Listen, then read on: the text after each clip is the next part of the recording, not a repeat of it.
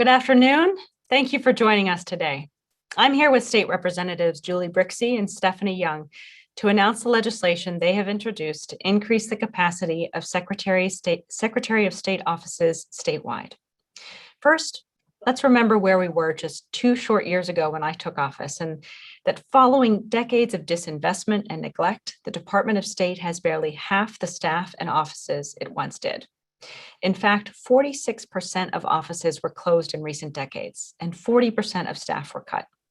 During that same time period, Michigan's population grew by 10%, and the number of vehicles in our state increased by 25%. So that's one major reason why office wait times tripled from 2011 to 2018 and reached an average of nearly 2 hours at the 10 busiest branch offices, forcing countless people to take time off of work and hire childcare just to renew their driver's licenses. This was the result of a supply and demand problem and a bad operating model. The department's decreasing supply of in-person transactions available was insufficient to meet the rising need for in-person transactions from all Michiganders. So in the last 2 years, we've done a lot to remedy this problem. Most importantly, we've created options for Michiganders to renew their vehicles and licenses without visiting a branch office. In 2018, nearly 75%, or 3/4, of all department transactions happened in a branch office. Now, that number's down to 40%. We've done that by installing nearly 150 Secretary of State self-service stations across the state, many in Kroger and Meijer grocery stores, and putting more services online so that Michiganders can carry out their business with us from home or while grabbing groceries. For those still needing in-person transactions, we've increased the efficiency of our branch operations by offering appointments, which ultimately means that residents tell us ahead of time when they plan on arriving at a branch and for which service, and we can serve them right away upon arrival and have them in and out in an average of 20 minutes. As with everything, the pandemic greatly impacted our office's capacity to provide in-person services.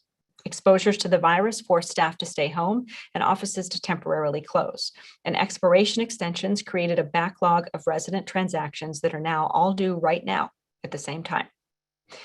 But now that we operate by appointments, despite partisan politicians trying to ignore the data and deceive the public to get headlines and score points with their party leadership, the truth is that even with this backlog, residents can schedule their visit the day beforehand, get an email with all the documents they will need to bring, and have a smooth, efficient experience. The data shows that Michigan residents have wholeheartedly embraced this new system, as the average customer rating of our offices has doubled, reaching an all-time high score of 4 out of 5 stars. Now, that doesn't mean we don't have more work to do. We're emerging out of a pandemic, and the challenges it created, office closures and backlogs, are a reality. Next day appointments book quickly, and advance appointments often book far ahead of time. But the answer is not, as we have repeatedly told lawmakers, to reject a new model that is working and very popular and replace it with a failed system that was inefficient and broken. Although some politicians seem to have conveniently forgotten, under the take a number and wait system, Michiganders were regularly forced to wait half a day or more in our offices with no clarity as to when their name would be called for service. Even at the offices that offered appointments, forcing a take a number system on those who couldn't make one only led to frustration, inequity, and hours-long wait times that often stretched long into the evenings. It was a mess. I saw it firsthand when I personally visited every branch office upon becoming Secretary of State. It was a broken system caused by decades of disinvestment, neglect, and an unwillingness to get to the root cause of the problem. The number of transactions our branch office infrastructure could handle was far less than what our residents needed. The path forward is clear. Increase the number of appointments available so that they are abundant and easy to schedule, and reduce the need for residents to visit our offices at all. That's where we're headed. That's what's best for our residents. And that's what the data shows is the way out of this decades-long, intractable problem that no state has ever been able to solve. But we can. And that's why I've asked our legislators to support our work, because if they listen to their constituents, they'll find that it is what they support too.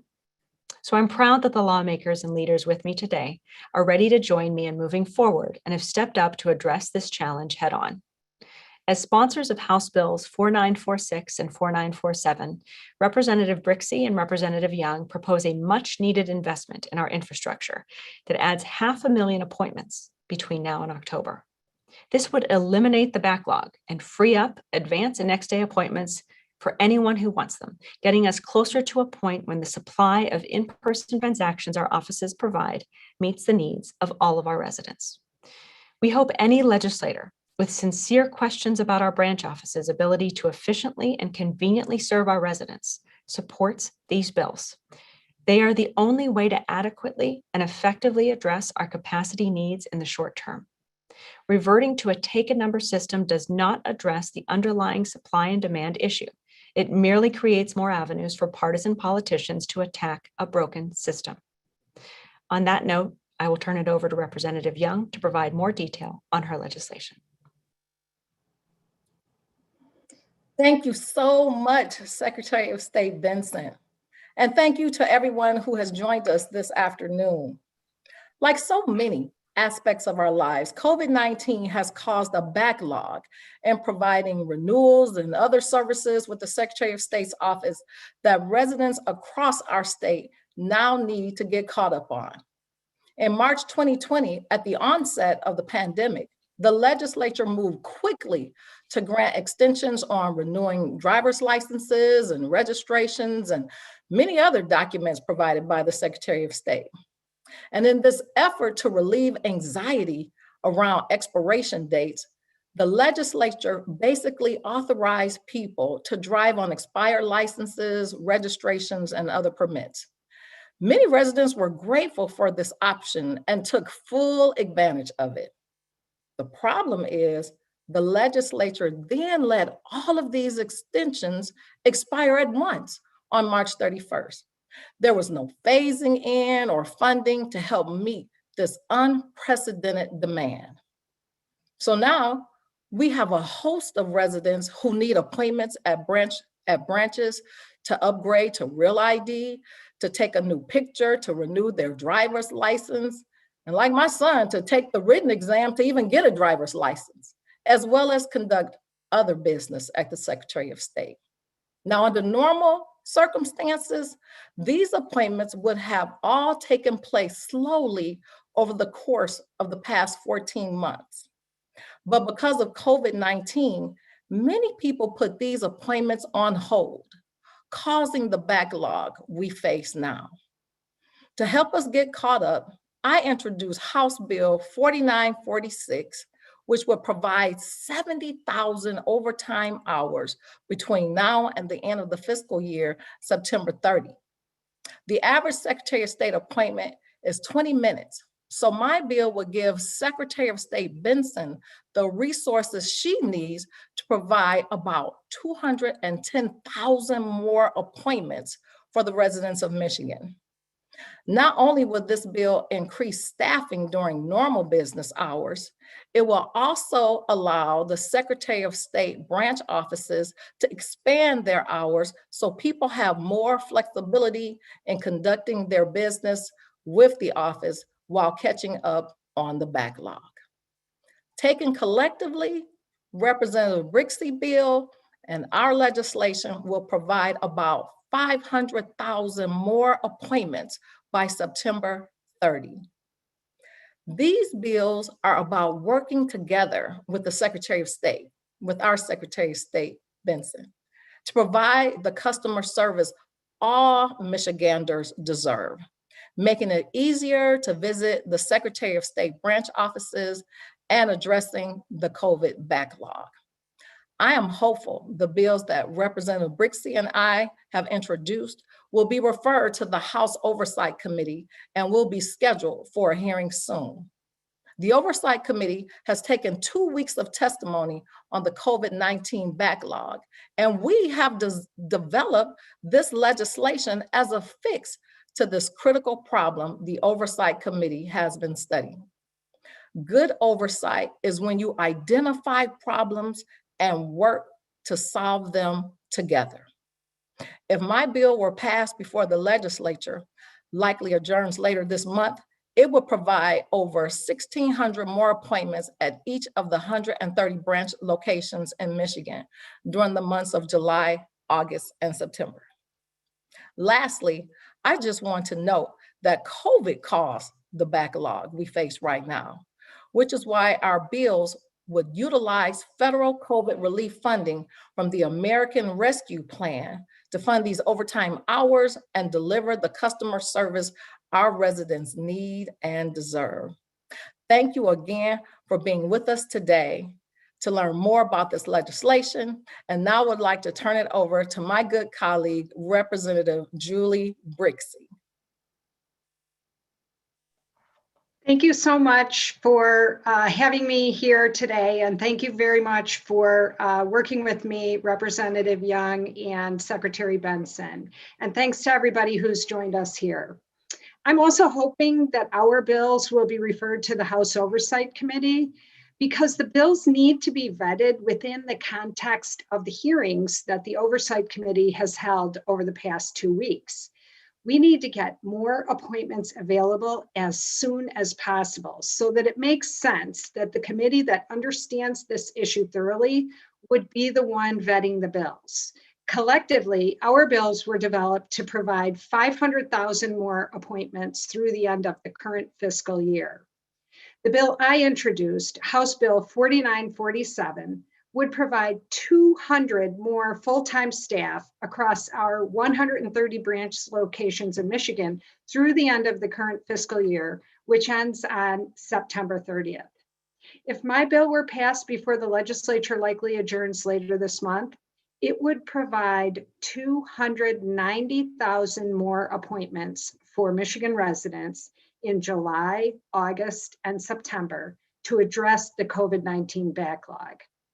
Each of these employees can help provide nearly 1,500 appointments during these 3 months.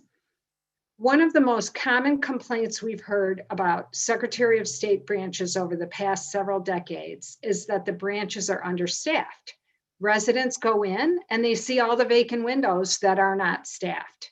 What residents often don't know is that many of the branches were built when the Secretary of State's budget was nearly double what it is today. The cuts the legislature has made to Secretary of State branch staffing is why we see so many empty counters in our branches today.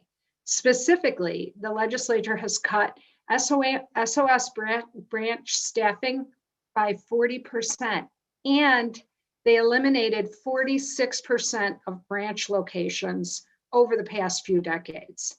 During this same time period, the state's population has grown by 10%, and we've seen a 25% increase in the number of vehicles registered in our state.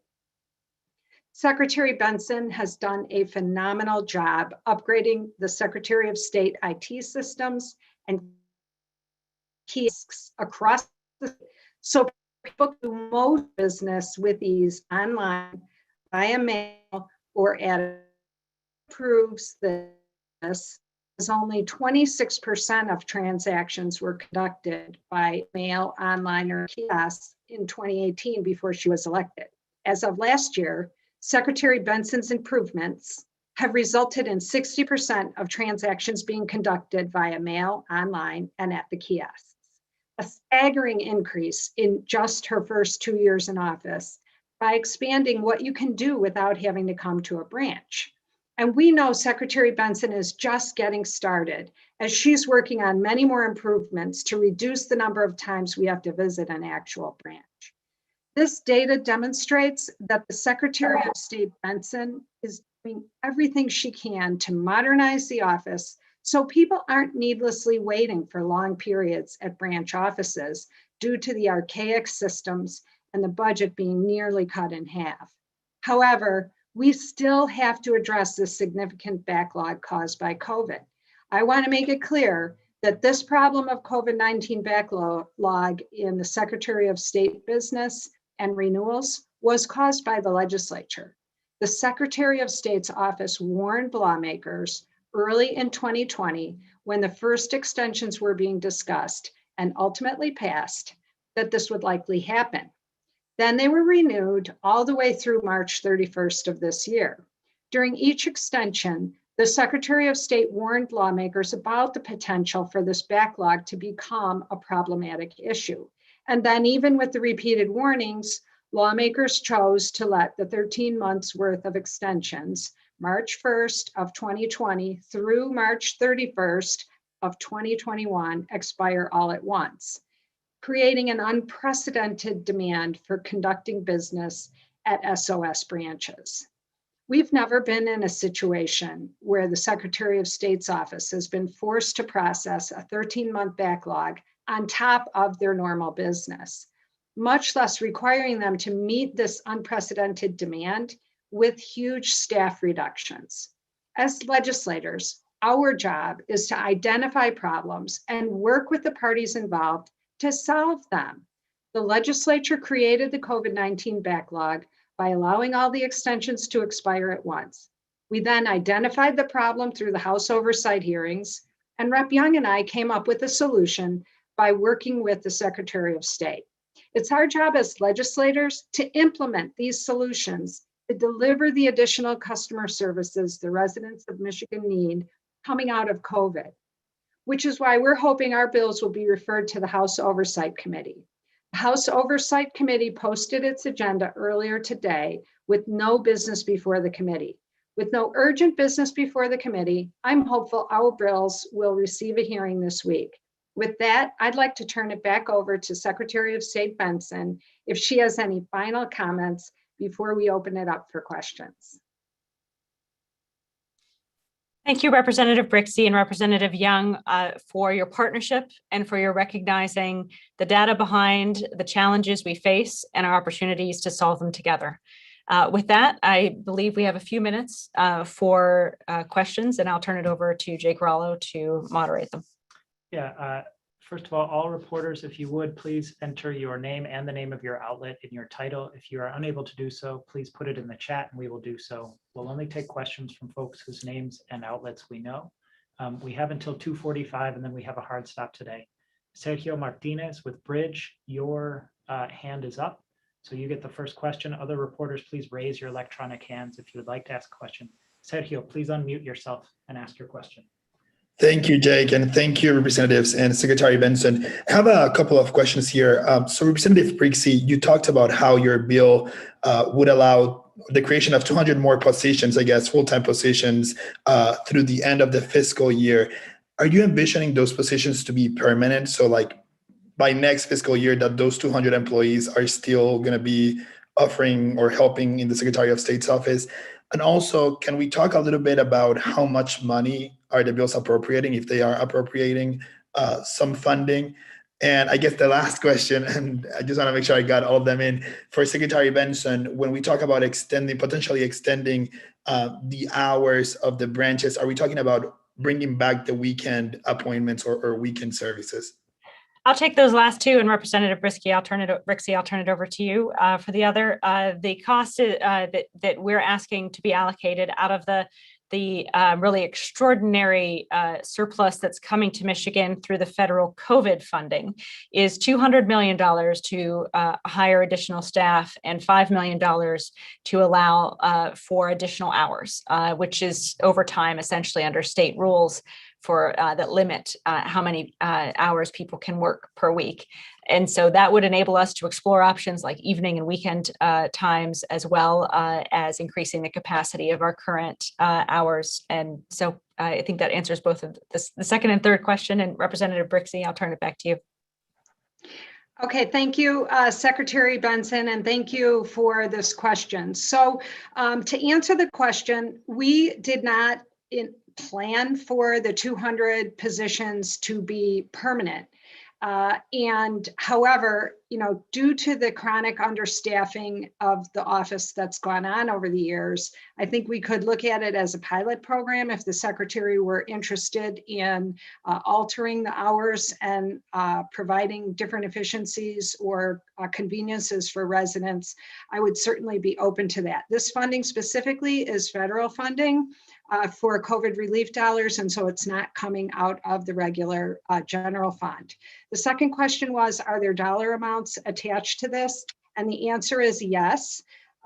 Representative Young's bill would be $5 million. And my bill has a different price tag, and I'm going to say the number, but I want you to remember before I say the number that the dollar amount is for an entire year, and we'll only be using it for about a third of the year. So the 1 year cost of those 200 FTEs is $20 million. So it'd be roughly $7 million. There probably are some one-time costs associated with this, but that's the way that we chose to present the information rather than trying to figure out all of the minutia of the how many weeks it would be and all of those details. You know, this gets enough money. And again, both of these bills are utilizing federal COVID relief funding. Any other questions? Dave Boucher with the Detroit Free Press. Please unmute yourself and ask your question. Hi, Dave. Hi, Secretary. Thanks for doing this. I appreciate it. Can anyone speak to conversations you've had with House leadership about this measure? I know several people have mentioned that you hope the Oversight Committee takes this up, but has anyone worked with Republicans or anyone in leadership on this bill or gotten any feedback? I have talked to the chair about this bill package and asked the chair if he would consider giving it a hearing, the chair of our committee. I talked to a number of our colleagues on the other side of the aisle about this. I have not had the opportunity to have a meeting with Speaker Wentworth yet, as we came up with the idea for the bills at the first hearing and dropped the bills at the second hearing a week later. It was pretty remarkable to be able to get this priority put in the way that we did. And I will be following up with leadership to pursue this, and also to talk to the appropriations chair and the governor's budget person as well. Just to clarify again, I misspoke earlier. It's 20 million that would go to staff, 5 million that would enable us to expand hours through overtime allowances for a total of $25 million. And I will also be talking with folks both in the legislature and also talking directly to the governor. I think this is it's a real solution that enables us to be forward-looking and invest in what the needs of the department are, as opposed to just simply trying to reshuffle the deck chairs in a way that won't lead to any problem solving of an issue that's lasted in our department for decades. Beth LeBlanc with the Detroit News. Please unmute yourself and ask your question. Thanks. If Representative Brixey, I know you said there was a possibility that you could look at these employees as, you know, a permanent increase or what have you for the branch offices. Representative Albert has expressed concern about using the federal funding for things that would be an ongoing cost because it's a one-time kind of infusion of money into the state budget. I guess, is that why you guys aren't sending it to the Appropriations Committee, or what is the reason behind not sending it to them rather than Oversight? Oversight understands the issue better than Appropriations because we just conducted hearings on this. Now, if you want to talk about how good oversight should be conducted, you know, there are nonprofit agencies throughout the state that are actually offering oversight training. I would love to see us participate in it. But if you're going to do good oversight, really what you want to do is look at an issue, identify problems, and then come up with solutions and implement the solutions. And so that's why we chose to have the bills go to the Oversight Committee. Whether or not they end up there is a different question altogether. Sadly, we don't control the House, and so we don't get to choose which committees the bills will go to. And although Representative Albert has indicated that there are problems with that, he has concerns about using any of the federal funds for ongoing costs. This is why we have a 2-bill package. We have other bills that we could be introducing that we're talking about as well. And Representative Young's bill is an overtime bill, which would simply address the backlog that exists today. However, we have the caveat that we still are experiencing a pandemic and people still are becoming infected with COVID-19, which does still cause absences and problems with the number of staff that exist at the different branches today. So simply solving the problem with overtime, we thought might not fully address the issue given the current conditions that we're in with COVID. I want to just add to that. And first, I want to thank Representatives Brixey and Young for just really sitting down with our staff and learning the issue quite well. It's really refreshing to work with legislators who are committed to simply just looking at the numbers, looking at the data, and coming up with solutions to solve the issue. And I say that because, as Representative Brixey very Okay, so it looks like the internet has cut out in the Secretary's building. I sadly do not have control of this webinar. So I see we still have 20 participants. And I know that we were planning on a hard stop at 2:45 and we were just about wrapped up. So if anyone has any other questions, if they'd like to put them in the chat, we can try to perhaps answer one more question. Thank you for that, Minority Vice Chair Julie Brixey. Appreciate you following up.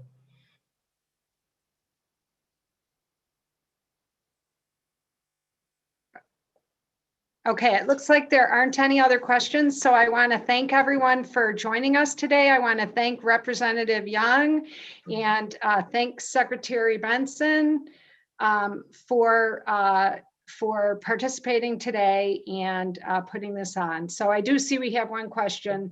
When do you see the last possible time your bills would be able to get a hearing? I don't know if you mean the first possible time. Of course, the first possible time could be this week, and we don't have anything posted on the agenda. So Representative Johnson, Chair Johnson of the Oversight Committee could perhaps give us a hearing this week. The last possible times the bills could, latest possible time to where it's still effective for addressing the backlog of appointments.